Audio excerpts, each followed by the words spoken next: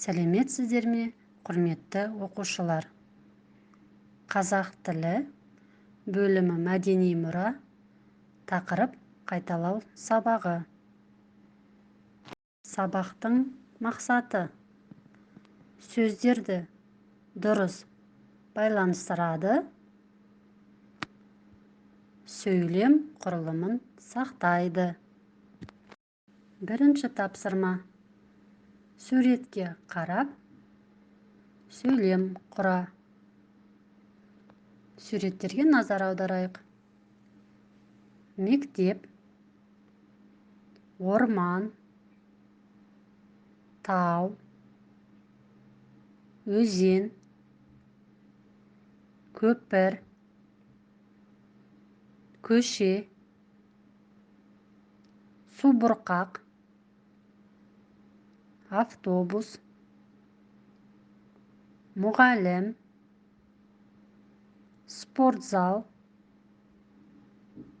ата мен әже, театр. Үлгі: мен мектептен келдім. Мектептен, мектеп деген суретті алдық. Біздің мектепте үлкен спортзал бар. Спортзал деген суретке сөйлем құрастырдық. Мен мектепке автобуспен барамын. Автобус суретіне сөйлем құрастырдық. Жазылым тапсырмасына байланысты дескриптор кестесі. Мәтінмен жұмыс. Суреттерге қарайды, 1 балл. Сөйлем құрастырады, 1 балл. Екінші тапсырма: суреттегі заттың неден жасалғанын айт. Берілген суреттерге назар аударайық. Бесік, қасық, үстел, белдік, киіз үй, сандық, тұмар, қоржын. Үлгі: бесік ағаштан жасалған. Қасық темірден жасалған. Оқылым тапсырмасына байланысты дескриптор кестесі.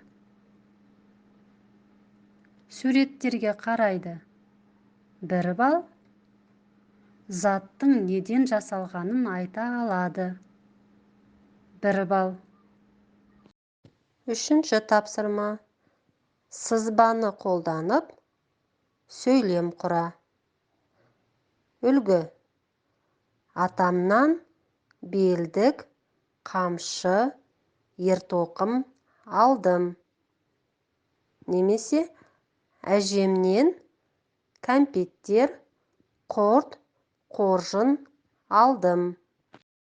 Оқылым тапсырмасына байланысты дескриптор кестесі. Бірінші: суреттерге қарайды, 1 балл.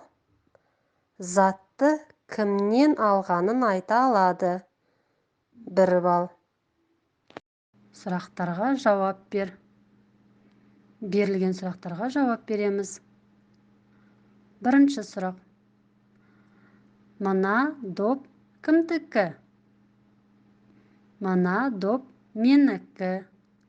Немесе мына доп Айшаныкі деп жауап берсеңіздер болады.